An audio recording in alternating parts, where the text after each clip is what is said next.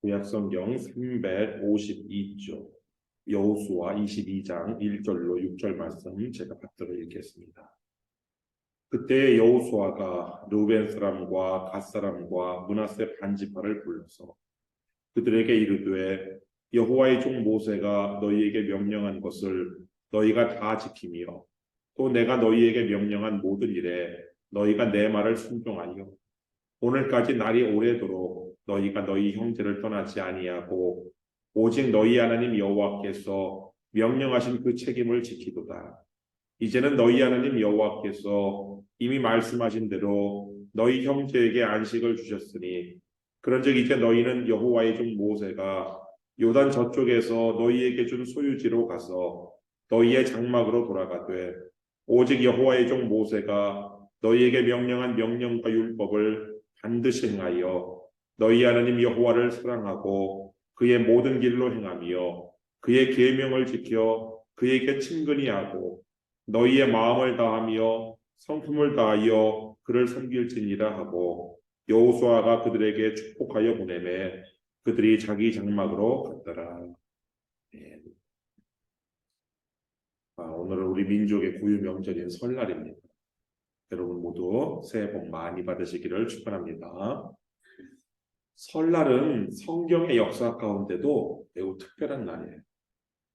애굽에서 노예 생활을 하던 이스라엘 백성은 본래 애굽의 달력을 사용했어요. 그러나 하나님의 명령에 따라 출애굽을 기준으로 하는 새로운 달력, 새로운 시간을 사용하게 돼요. 출애굽기 12장 1절로 2절 말씀 보시면 여호와께서 애굽 땅에서 모세와 아론에게 일러 말씀하시되 이 달을 너희에게 달의 시작, 곧 해의 첫 달이 되게 하고. 그래서 하나님께서 이스라엘에게 이제부터 애굽의 연호를 사용하지 말고 너희들이 독자적인 연호를 사용해라. 그 명령을 내리신 날이 제1년 제1월 제1일이에요. 그리고 제1년 1월 15일에 이스라엘이 자유를 얻었어요. 민수기 33장 3절 말씀 보시면 그들이 첫째 달 15째 날에 라암셋을 떠났으니 곧 6월절 다음 날이다.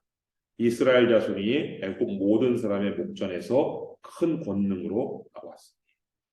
그렇게 해서 노예 생활을 청산하고 자유를 얻고 애굽을 떠났어요. 그렇게 해서 하나님이 계신 시내산까지 3개월이 걸렸습니다.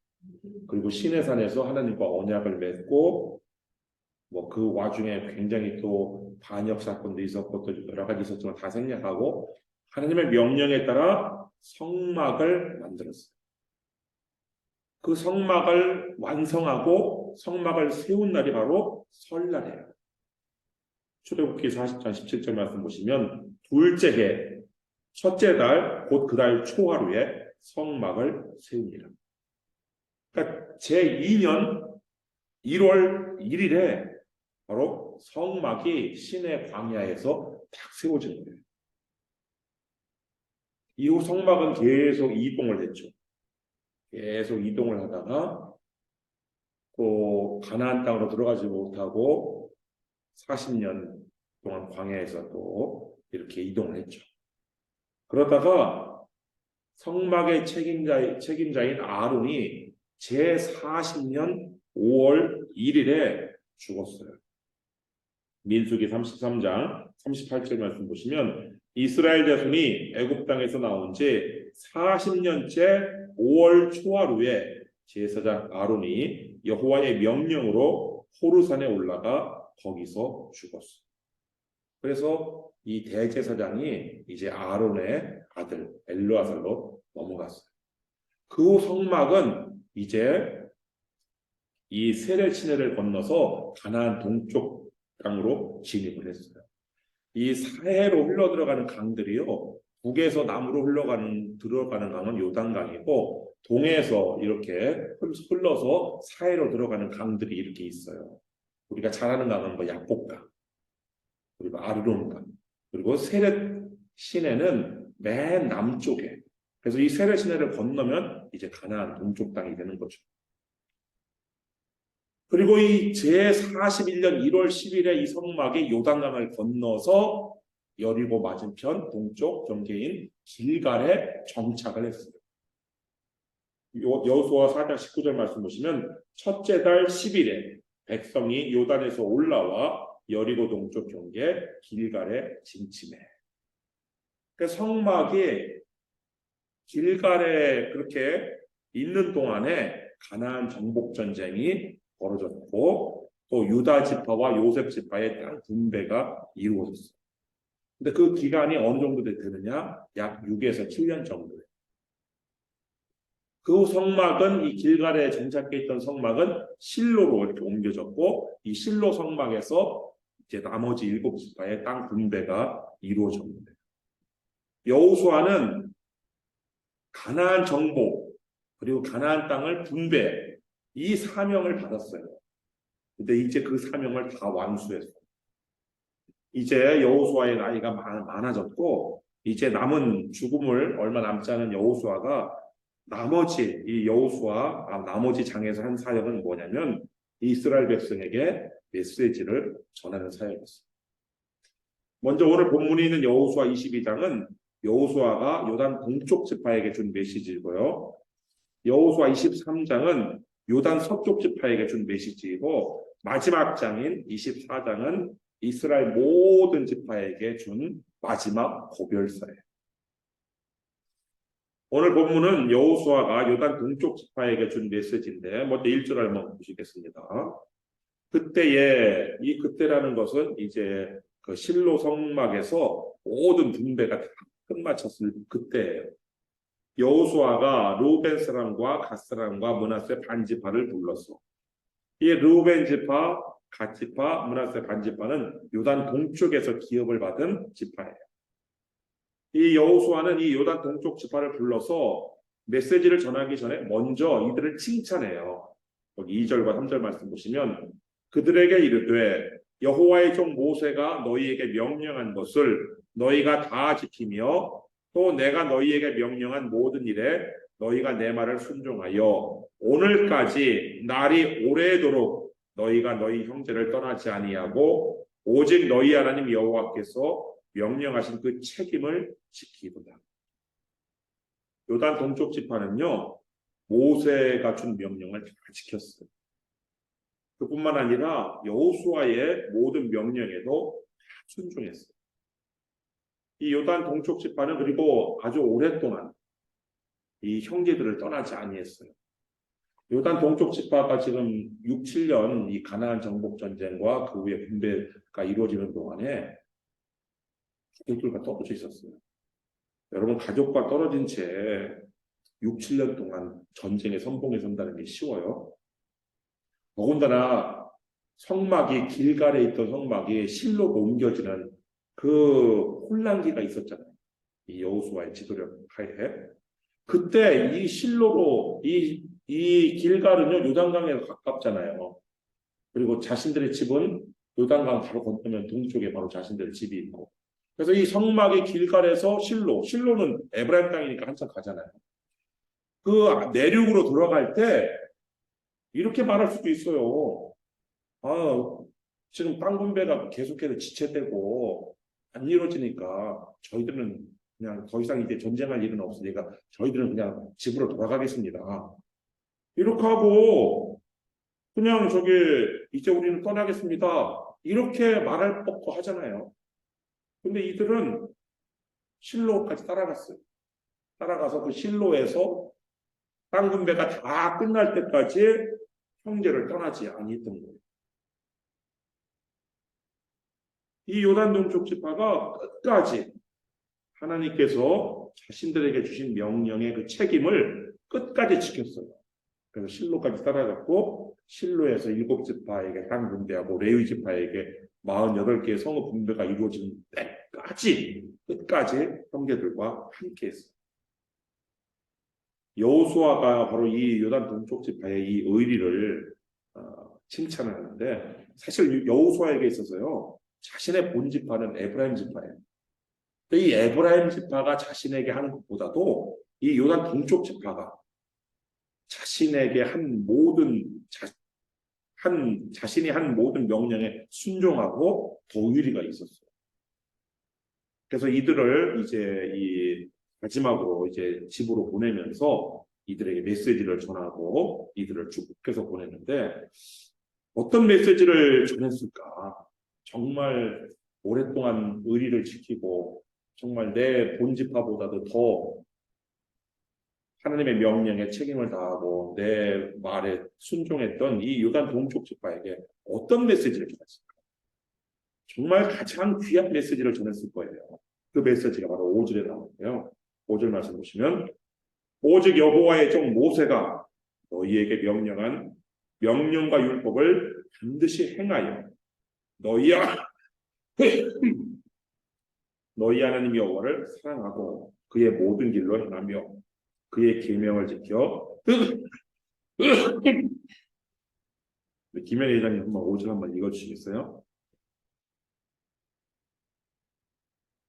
오직 여호와의 종 모세가 너희에게 명령한 명령과 율법을 반드시 행하여 너희 하나님 여호와를 사랑하고 그의 모든 길로 행하며 그의 계명을 지켜 그에게 친근히 하고 너의 마음을 다하며 성품을 다하여 그를 섬길지니라 하고. 예, 아주 단순한 메시지입니다.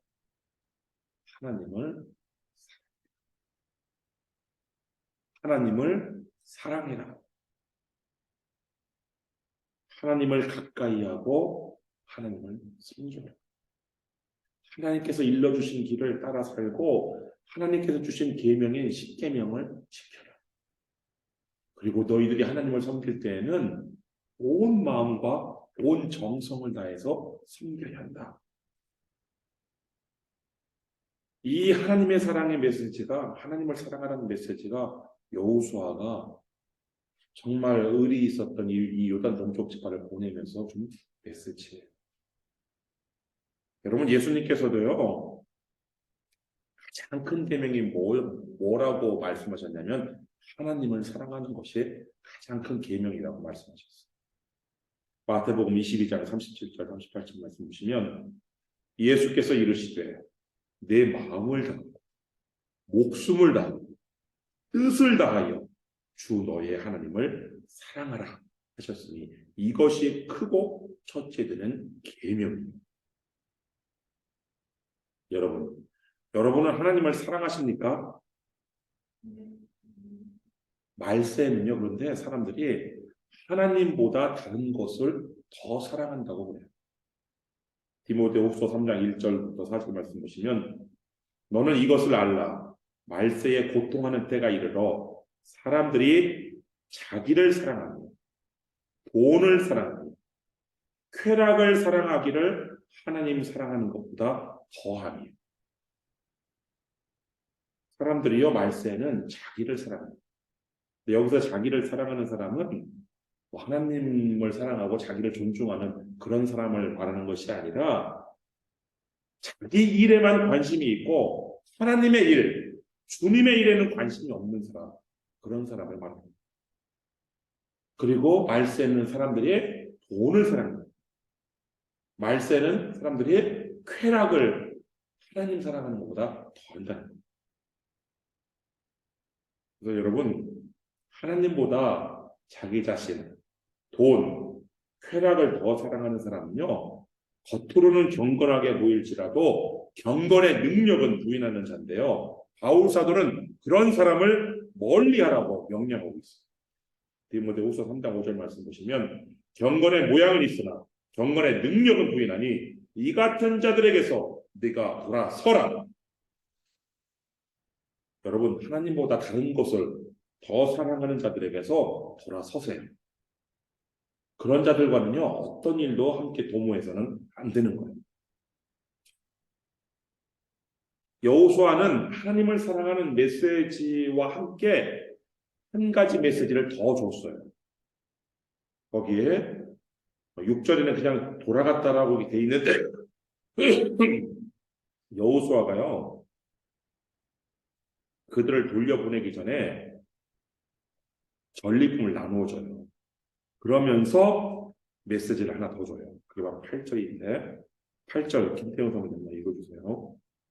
이르되 너희는 많은 제사와 신이라는 건축과 은과 금과 구리와 신과 신이 만든 의복을 가지고 너희의 장막으로 들어가서 너희의 원수들에게서 탈취한 것을 너희의 형제와 나눔심이라 하니 여호수아는요 요단 동쪽 지파를 그냥 빈손으로 돌려보내지 아니했고요. 그동안 전쟁에서 얻은 전리품을 아주 넉넉하게 나누어줬어요. 그래서 요단 동쪽 지파가요 엄청난 전리품을 가지고 지금 고향으로 돌아가게 되었어요. 특별히 뭐 가축, 의복은 얼마나 많은지 거기 심이 많은, 그냥 많은이 아니라 심이 많은이라는 형용사를 사용해서 심이 많은 가축, 심이 많은 의복을 가지고 이렇게 돌아가게 됐어요. 그러니까 이제 요단 동쪽 지파는요 전부 다 부자가 됐어요. 그리고 이 전쟁에서 전사한 자기 동료들, 그 동료들의 가족들에게 줄 것도 목도 챙겼겠죠. 그런데 여호수아는 그 탈취물을, 그 전리품을 너희의 형제와 나누라고 말씀하고 있어요. 이 형제는요 전쟁에 참전하지 않은 형제들이에요. 어떤 분은 아니 요단 동쪽 지파 모두 전쟁에 참전한 것이 아니었나? 전쟁에 참전하지 않은 남자들도 있었나? 뭐 이런 의문이 들 수 있지만 성경을 자세히 보면 요단 동쪽 지파의 군인들 중에 일부만 지금 참전을 했어요. 민수기 26장에 보면은 이 가나안 전쟁을 앞두고 모압 평지에서 이 전쟁에 출전할 수 있는 20세 이상의 남자들의 수를 세는 그 인구 조사의 내용이 나오는데요. 그때 르우벤 지파의 숫자가 얼마냐면 43,700명, 갓 지파는 45,500명, 므낫세 지파는 52,700명으로 계수됐어요. 그러면 르우벤 지파, 갓 지파, 므낫세 반 지파가 모두 다 전쟁에 참전했다면 그 인원은요 10만 명이 넘어야 되는 거예요. 르우벤 지파 4만 명 넘죠, 갓 지파 4만 명 넘죠, 므낫세 지파 5만 명 넘잖아요. 그러니까 이 므낫세 반 지파까지 치면은 10만 명이 넘어야 됩니다. 그런데 실제 전쟁에 참전한 수는 10만 명이 아니에요. 여호수아 4장 12절 13절 말씀 보시면 르우벤 자손과 갓 자손과 므낫세 반 지파는 모세가 그들에게 이른 것 같이 무장하고 이스라엘 자손들보다 앞서 건너갔으니 무장한 4만 명가량이 여호와 앞에서 건너가 싸우려고 여리고 평지에 이르니라. 그러니까 10만 명이 넘는 요단 동쪽 지파의 군인들 중에서 4만 명만 참전한 거예요. 지금까지 전쟁에. 지금까지 요단 동쪽 지파 병력 중에서 4만 명만 지금 전쟁에 참전해서 싸운 거예요. 지금. 아니 어떻게 이거 말이 안 되잖아요. 전쟁에 지금 우크라이나 전쟁에 보면은 러시아가 막 군인 숫자가 부족하니까 막 징집령을 내려가고 한 명이라도 더 막 전쟁 때 끌고 가잖아요. 심지어는 막 죄수들까지. 원래 죄수는 전쟁터에 동원하면 원래 안 되는 거거든요. 근데 죄수들까지 막 동원해서. 왜냐? 총알바지라도 그냥 한 명이라도 세워놓는 것이 그게 일반 이 전쟁에서의 원리거든요. 일단 사람 숫자가 많아야 유리하니까. 그게 세상의 이치인데 아니 어떻게 이 요단 동쪽 지파는 10만 명이 넘는 지파 중에서 4만 명만 참전하고 나머지 6만 명은 뭐 한 거예요? 집에서 그냥 가족들과 함께 지냈다는 거 아니에요? 자기 동족이 전쟁하는데 건너편에서. 그런데요 하나님께서 그걸 허락하셨어요. 하나님께서는요 20세 이상의 모든 젊은이를 다 전쟁에 동원하라고 하지 않으셨어요. 오히려 면제 사유를 4가지나 만드셔가지고 해당자는 전쟁에 내보내지 말라고 명령을 하셨는데, 첫째는 새 집을 건축하고 준공식을 하지 못한 사람이에요. 신명기 20장 5절 말씀 보시면 책임자들은 백성에게 말하여 이르기를 새 집을 건축하고 낙성식을 행하지 못한 자가 있느냐? 그는 집으로 돌아갈지니 전사하면 타인이 낙성식을 행할까 하노라. 두 번째는요, 포도원을 만들고 포도 열매는 맛보지 못한 사람이에요. 신명기 20장 6절 말씀 보시면 포도원을 만들고 그 과실을 먹지 못한 자가 있느냐? 그는 집으로 돌아갈지니 전사하면 타인이 그 과실을 먹을까 하노라. 세 번째는요, 여자와 약혼은 했지만 아직 결혼하지 못한 사람이에요. 신명기 20장 7절 말씀 보시면 여자와 약혼하고 그와 결혼하지 못한 자가 있느냐? 그는 집으로 돌아갈지니 전사하면 타인이 그를 데려갈까 하노라 하고. 그러니까 전쟁터에 나갔다가 전사했을 때 자기가 누려야 될 것을 누리지 못하는 사람들이 있다면 그런 사람들을 면제시켜줬어요. 하나님께서 명령해서. 그러니까 하나님께서 굉장히 얼마나 사람들을 사랑하고 배려하신지 알 수가 있잖아요. 전쟁터에 막 끌고 나가는 그 미치광이 지도자들은요, 그 사람의 개인적인 사유 이거 신경 안 써요. 그냥 무조건 자기 목적에 따라서 그냥 전쟁터로 그냥 끌고 가서 총알바지라도 그냥 세우는 거죠. 근데 하나님께서는 이렇게 세심하게 너 집을 줬는데 그 집을 못 누렸어? 그럼 너 전쟁터 나오지 마. 너 면제. 너 포도원을 만들었는데 그 포도원에서 열매를 못 봤어? 맛도 못 봤어? 그럼 너도 면제. 너 여자랑 약혼했는데 그 여자랑 결혼도 못했어? 그럼 너도 면제. 이렇게 하신다. 근데 더 황당한 건 마지막 이 사유예요. 신명기 20장 8절 말씀 보시면 책임자들은 또 백성에게 말하여 이르기를 두려워서 마음이 허약한 자가 있느냐? 그는 집으로 돌아갈지니 그의 형제들의 마음도 그의 마음과 같이 낙심될까노라 하고. 그러니까 마지막 면제 사유는요, 전쟁이 두려워서 겁내는 사람들이에요. 이거는 정말 말이 안 되잖아요. 앞에 세 가지는 그래도 어느 정도 사유가 합당한 사유가 있지만 이거는 겁쟁이라고 해서 면제시켜준다는 건 이거는 세상의 이치로는 말이 안 되잖아요. 근데 하나님께서 그렇게 하셨어요. 이러한 하나님의 법에 따라 전쟁 나가기 싫은 사람들은요, 모두 다 빠질 수 있었어요. 첫째부터 셋째까지 해당되는 이유를 만들어서 면제받을 수도 있었고요. 아니면 마지막 사유인 심신미약, 이거 주장해서 빠질 수도 있었어요. 그렇게 해서 요단 동쪽 지파 10만 명이 넘는 그 군인들 중에서 4만 명만 참전한 거예요. 나머지 6만 명은 다 이거 저거 아니면 나는 겁나서 못 나가겠어. 심신미약해서 빠지고. 그리고 집에서 그냥 가족들과 함께 지내는 거예요. 그런데 이 4만 명이 정말 목숨 걸고 싸워서 어떤 사람은 죽기도 하고 어떤 사람은 다치기도 하고 팔 하나 잘리기도 하고 다리도 하나 잘리고 그렇게 해서 얻은 전리품을 가지고 집으로 돌아가는데 물론 같이 싸우다가 전사한 동료의 가족을 챙기라는 것은 그건 뭐 이해가 돼요. 근데 집에도 편하게 가족들과 함께 지냈던 그 나머지 6만 명한테 내가 피땀 흘려 얻은 이 재물을 나누어 주라니 이게 무슨 말도 안 되는 이게 무슨 소리예요. 아무리 여호수아가 주는 메시지를 하더라도 이거 너무 불공평한 거 아니에요? 내가 피땀 흘려 얻은 재물을 아무것도 안 하는 얘네들하고 왜 나눠요? 이게 형제 사랑이에요?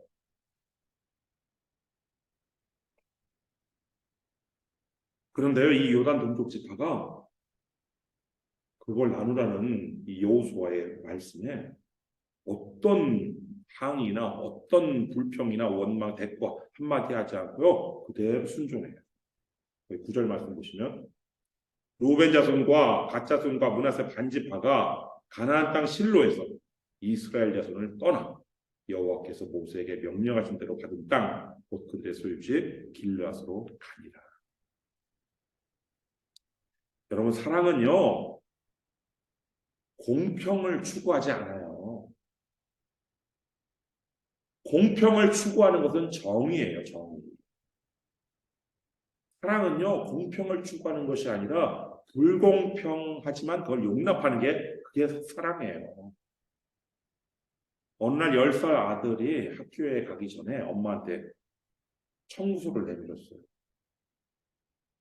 이번 주에 내 방 청소한 값 10불, 엄마 심부름 다녀온 값 5불, 쓰레기에 내다 버린 값 5불, 합계 20불. 엄마한테 20불짜리 청구서를 내밀고 학교 갔어. 학교에 다녀온 아들이 자기 책상에 보니까 엄마가 준 20불하고 엄마의 청구서가 있었어. 엄마의 청구서를 딱 열어보니까 너를 내 뱃속에 10달 동안 데리고 다닌 값 free. 내가 아플 때 밤을 새워가며 너를 간호하고 기도한 값 free. 너 때문에 지금까지 열애 동안 힘들어하고 눈물 흘린 값 free. 이 모든 것 말고도 너에 대한 나의 모든 사랑은 free. 여러분, 이것이 사랑이에요. 사랑은 등가 교환이 아니에요. 공평하게 give and take를 하는 것은 정의예요. 불공평하게 보이지만 값없이 주고 값없이 나누는 것, 그것이 바로 사랑이죠. 여러분, 빈부격차가 심했던 로마 제국 안에서요, 로마 제국은 오늘날 자본주의 국가처럼 빈부격차가 대단히 심했어요. 근데 그 로마 제국 안에서 예루살렘 교회 안에는 왜 가난한 사람이 없었을까요? 사도행전 4장 34절 35절 보면요, 그 중에 가난한 사람이 없으니 이는 밭과 집 있는 자는 팔아 그 판 것의 값을 가져다가 사도들의 발 앞에 두매 그들이 각 사람의 필요를 따라 나누어 줍니다. 예루살렘 교회에 왜 가난한 사람이 없었냐면요, 사랑이 넘쳤기 때문에. 자신의 것을 값없이 주고 나누었기 때문에. 그런 사랑이 충만했기 때문에 예루살렘 교회는 교회 바깥의 제국의 상황과는 달리 가난한 사람이 없었단 말이에요. 여호수아는 지금 그런 사랑, 그런 형제 사랑을 지금 요단 동쪽 지파에게 요구한 거라고. 너희들이 가진 거, 너희들이 얻은 것, 그거 안다. 너희들이 목숨 걸고 싸워서 힘들게 얻은 거 내가 알아. 그렇지만 그거를 너희 형제들과 나누고. 예수님도요, 이 형제 사랑을 새 계명으로 주셨어요. 요한복음 13장 34절 말씀 보시면 새 계명을 너희에게 주노니 서로 사랑하라. 내가 너희를 사랑하는 것 같이 너희도 서로 사랑하라. 그때 이 형제 사랑이라는 이 새 계명을 기록한 요한이 이 형제 사랑에 대해서 좀 더 구체적으로 이야기하는 내용이 요한 1서 3장 17절 18절에 나와요. 누가 이 세상의 재물을 가지고 형제의 궁핍함을 보고도 도와줄 마음을 닫으면 하나님의 사랑이 어찌 그 속에 거하겠느냐. 자녀들아, 우리가 말과 혀로만 사랑하지 말고 행함과 진실함으로 하자. 당시에도요, 말이나 혀 끝으로만 사랑하는 사람들이 있었어요. 근데 요한은 그런 것은 형제 사랑이 아니라고 이야기하고 있어요. 진정한 형제 사랑은 뭐냐? 너의 재물을 가지고 나누는 행동, 그게 바로 진정한 형제 사랑입니다. 여호수아가 요단 동쪽 지파에게 준 메시지가 바로 두 가지예요. 첫째, 하나님 사랑. 두 번째, 형제 사랑. 하나님을 사랑하는 것은 우리가 어떻게 알 수 있어요? 그 사람이 하나님의 계명을 지키느냐 지키지 않느냐로 알 수 있는 거예요. 아무리 말로 하나님을 사랑합니다, 혀로 사랑합니다, 이거 아니에요.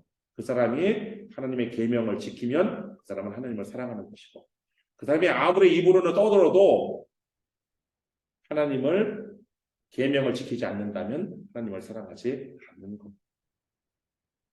또 형제 사랑, 아무리 입술로 형제 사랑 달콤하게 말해도 그 사람이 자신의 것을 나누느냐, 이거 나눔을 통해서 알 수 있는 겁니다. 나누는 것이 없다, 그 사람은 형제를 사랑하는 것이 아니에요. 여호수아가 요단 동쪽 지파에게 준 이 메시지는 바로 신약에서, 복음서에서 예수님께서 제자들에게 준 메시지와도 똑같이 동일해요. 이것이 바로 오늘날 우리에게 준 메시지인데, 여러분, 하나님을 사랑하시고 형제를 사랑하세요. 하나님을 사랑하실 때는 마음을 다해 사랑하시고 형제를 사랑하실 때는 나눔으로 사랑하세요. 올 한 해 하나님을 공경하고 나눔을 실천하는 여러분들에게 하늘의 복이 넘치기를 주님의 이름으로 축원합니다. 기도하겠습니다.